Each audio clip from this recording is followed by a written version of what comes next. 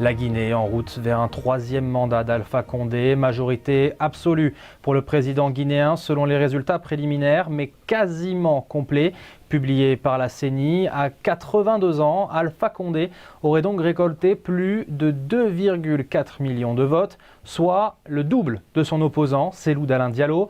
Ces résultats doivent encore être proclamés par la CENI et validés par la Cour constitutionnelle, mais l'opposition les qualifie de frauduleux et souhaite porter l'affaire devant les tribunaux. Ce vendredi, la situation à Conakry a donc été très tendue, ainsi que dans toute la Guinée. Lamine Konkobo est avec nous pour analyser tout cela. Lamine, quels sont les derniers développements? Pierre, bonsoir.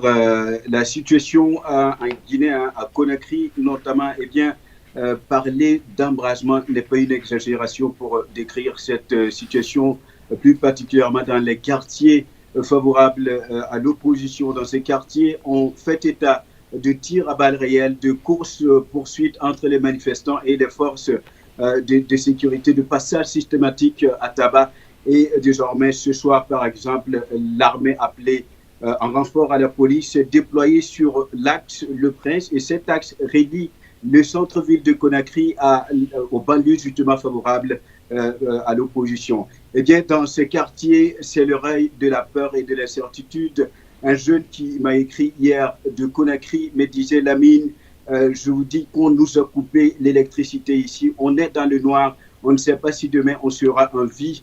Mais il faut savoir que nous refusons d'aller dormir. Nous refusons d'aller dormir parce qu'on a peur d'être surpris par les forces de sécurité. Voilà le règne de la peur et de l'incertitude dans une situation de plus en plus tendue où l'armée désormais est devenue acteur. Lamine, et en plus de la coupure d'électricité, ce matin, au-delà de ça, pour les régions où il y avait encore de l'électricité, l'Internet a également été coupé, ce qui rend la communication avec le reste du monde très difficile.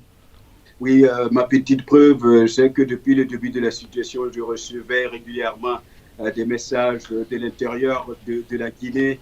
Mais depuis hier, 20h44, le dernier message que j'ai reçu de la Guinée. Et donc aujourd'hui, il y en a qui se sont montrés quand même ingénieux, qui utilisent des VPN, des protocoles VPN pour pouvoir sortir leurs messages, puisque pour les manifestants, Internet, c'est un outil de ce qu'ils appellent la résistance. Et le gouvernement qui est déterminé visiblement à reprendre le contrôle de la situation a peut-être estimé efficace de couper la connexion avec le reste du monde. Lamine, merci beaucoup pour toutes ces précisions.